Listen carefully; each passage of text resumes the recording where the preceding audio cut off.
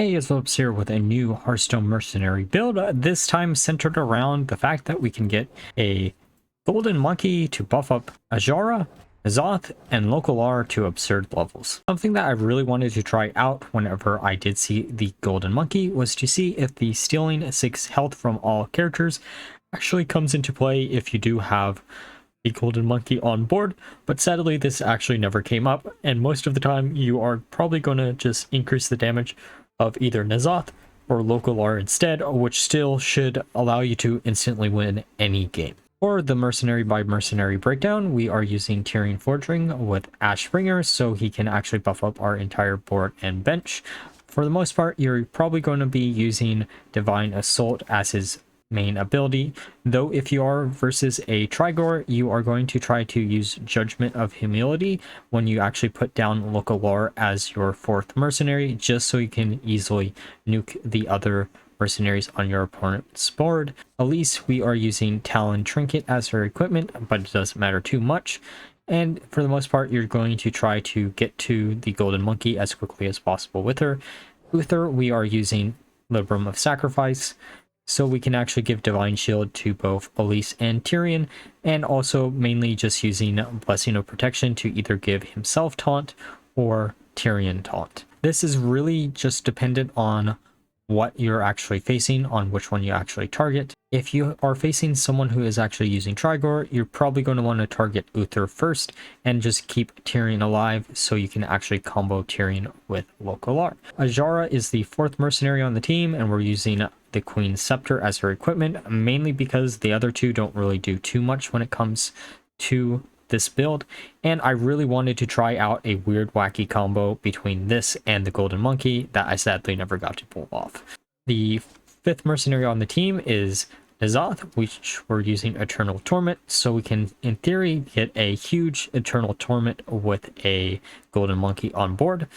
And finally, we have Lokholars as the last mercenary, which we're using Frigid Winds, just so we can actually buff up the Hailstorm as much as humanly possible, and this should just be able to close out the game most of the time. With that all being said, let's look at some games. Okay, so they're mainly fighters, so we might be in a little bit of a disadvantage here. Shouldn't matter too much though. Nice thing about this build is it doesn't really matter what type they have. Okay, so it's the Diablo, Trigor, and Kazakus combo. Still going to focus down the Trigor, and here we're probably going to put up the taunt on Uther and finally do it properly for once. I don't really care if Uther dies really quickly as long as we can get the Trigor dead next turn. Okay, so now we're going to put down Lokholars here. Then we can use Humility to lower the attack of the Trigor. Then use the Bleed on everything, and then use Hailstorm, which actually means their Diablo doesn't do too much damage here either. Okay, so we're just gonna do what I normally like to do in this situation.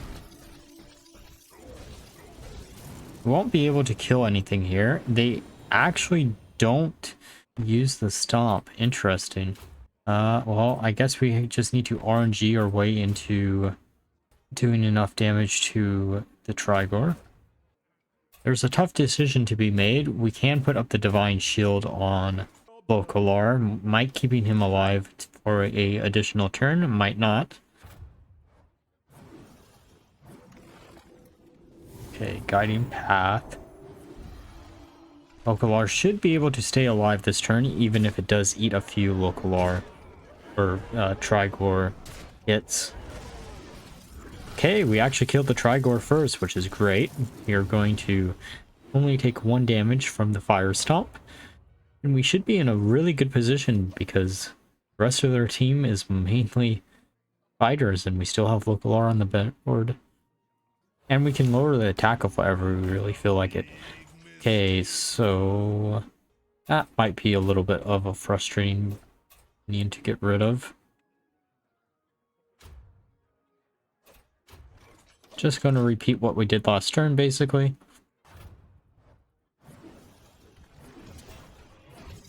Okay, so we kill basically everything here, I think.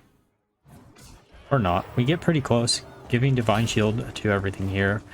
And then this turn we should be able to just put down a Golden Monkey and use Hailstorm to finish them off.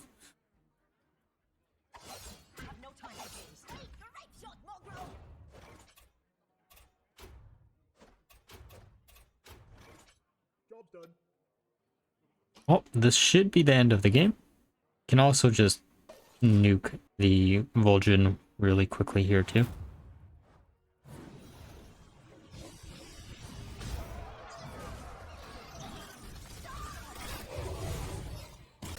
Okay, so it looks like they're mainly fighters, which might be a little bit more difficult, but we should still be perfectly fine. Okay, so they're another Elise build.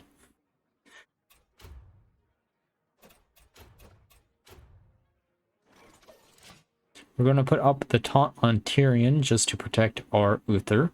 In theory, actually protecting Tirion for next turn would have been better, just so we could have lowered the attack of one of their mercenaries, but oh well.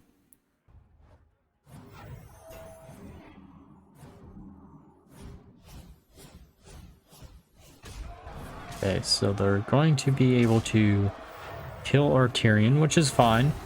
They do get Divine Shield, which is a little bit frustrating, but depending on what we actually want to put down here, we have the choice between Nzoth or Lokhollar.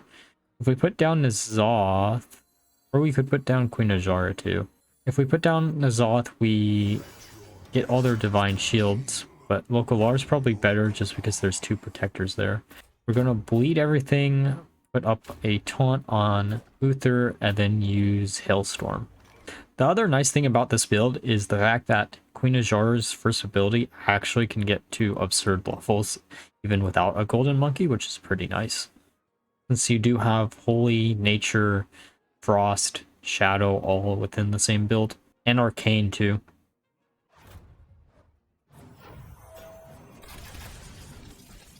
Okay, so we're only going to be able to do 6 damage. They're going to attack into our Uther, which is fine. Uther is dead. They get Divine Shield again, but we also get Divine Shield, and we do have Nzoth here to just put down. And the Divine Shields of theirs actually gets instantly 8 by our bleed, which is a little bit frustrating because I would have preferred to actually do 18 damage there. We're going to root everything, mainly because this should be quicker. Okay, they're probably trying to figure out what they want to do here.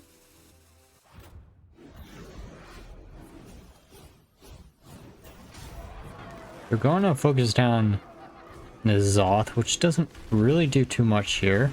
We're just going to attack into that, use the Hailstorm, hopefully get rid of their entire board here. And we do, so we just have to deal with their bench. Though sadly we won't be able to get Nzoth's big ability, but we might be able to actually buff up Lokholars, which is actually pretty cool.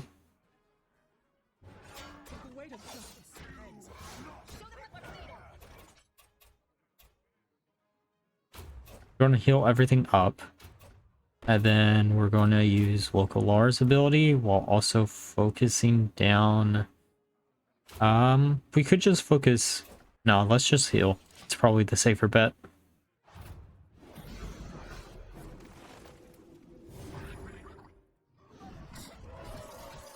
Okay, so we don't get as much damage as I would have liked here. We're going to focus down Nzoth. Sadly, Nzoth does die. We do have Queen Azshara in theory to be able to finish them off, but I think Lokholars is probably going to be the one that actually does.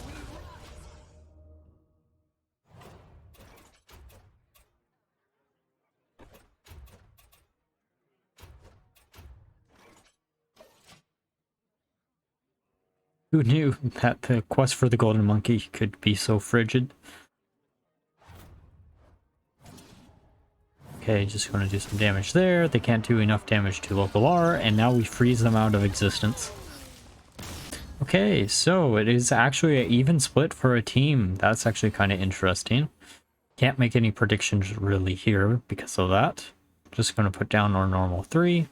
Let the game do it for us, just so we don't have to actually do it ourselves. Okay, so they have a Trigor. We're going to probably put the buff up on Uther. Just give everything here a Divine Shield. Buff up her attack a little bit. It's down the Trigor.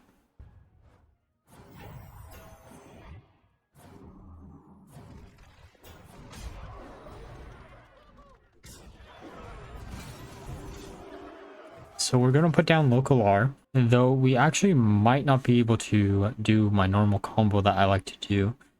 I swap the attack of Trigor to 1.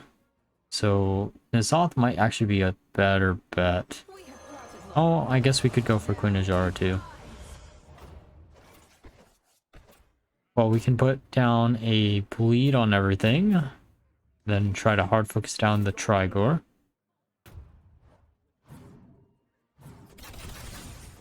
Okay, so that's going to hit there, which is perfectly fine. They're going to keep putting up a taunt, which is kind of interesting.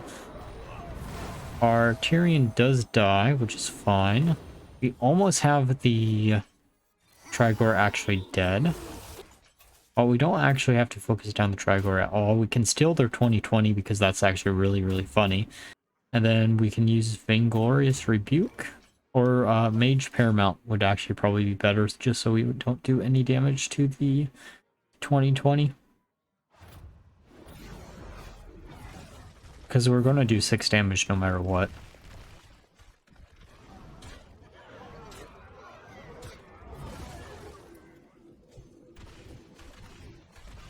We are sadly going to root our own minion, which is a little bit frustrating, but I'd rather take that than not be able to do anything. Also, having the 25-4 is actually pretty funny here. Okay, we can use Corrupted Viscera to do a bunch of damage. Can also use the one ability on Zakis, or we could actually focus on healing. Doing this is probably safer. This is going to kill the 3 units right here for this turn. We sadly don't actually get to trigger our step of the quest line there, which means we have another turn until we get a golden monkey out, but I don't know if that's going to matter. Okay, Sinestra. That might have been nice to actually keep thing for. We're going to focus down the Onyxia first, just because I doubt that we'll be able to kill the Sinestra in one turn.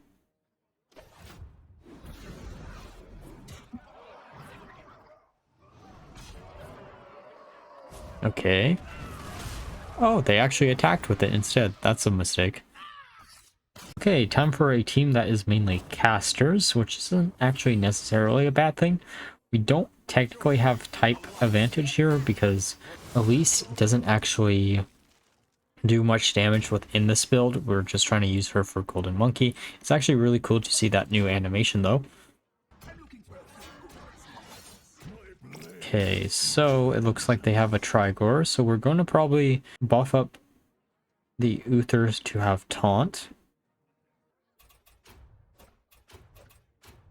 Going to attack into the Trigor just in case. I guess we're actually going for the Tirion to have Taunt here. That might be a little bit of a mistake, but I don't know if this will actually matter too much.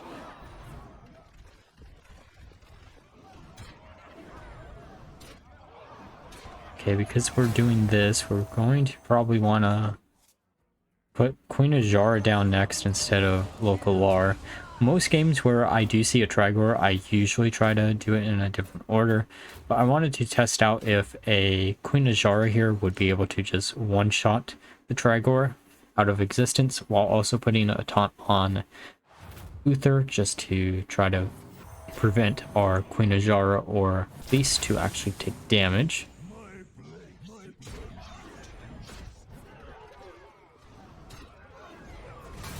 They do kill Uther, which is fine. We do a bunch of damage to the Trigor. That doesn't actually kill it. But we do have Nzoth here that should be able to almost kill it here. Now we have the tough decision to figure out what we actually want to do. Probably using Azshara's second ability would be the easiest bet here. Mainly due to the fact that we don't want to AoE and accidentally nuke our Azshara with their Trigor, though we might have actually wanted to do that. Might have been a little bit of a misplay. Okay, we're going to root everything here. Samura won't be able to attack. Next turn, Trigor dies instantly if the bleed doesn't kill him there. I'm going to hit the Kazakis, and then we just need to deal with whatever they put down next.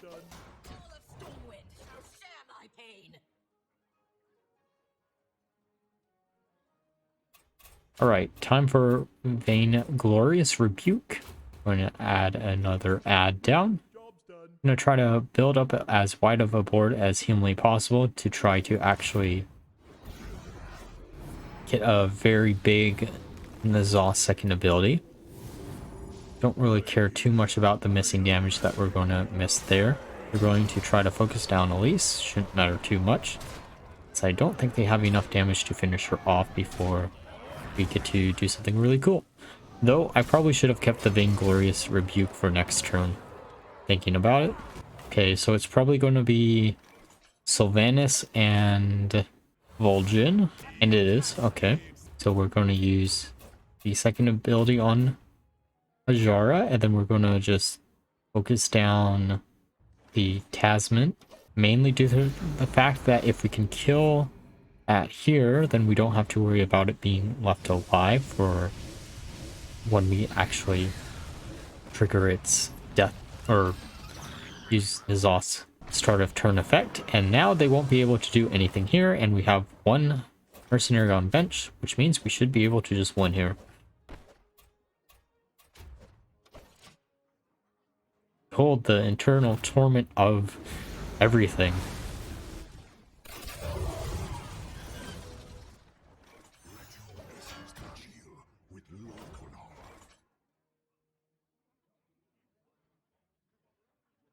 And it doesn't really matter what we do here. We do have the Lokholar just to finish them off, as long as they don't give up. Alright, now that we're through the games, let's discuss my final thoughts of the build overall. So this build was actually really funny to actually play. Most people aren't expecting you to actually do something like this, and it actually does make Elise really hard to actually kill if you are using a team like this. The combo between having Tirion and Uther, just so you can pick which one you're going to allow die first, and then combo out with a Lokholar that is very hard to kill. The surprising amount of times you can actually get a golden monkey out when Lokholar is alive is actually quite high, and honestly probably one of the best synergies within this build. And even if they manage to kill Lokholar before you can combo a golden monkey with him, you do have Nzoth as a backup plan, or even Azshara when you can use a Vainglorious Rebuke on her. Silith.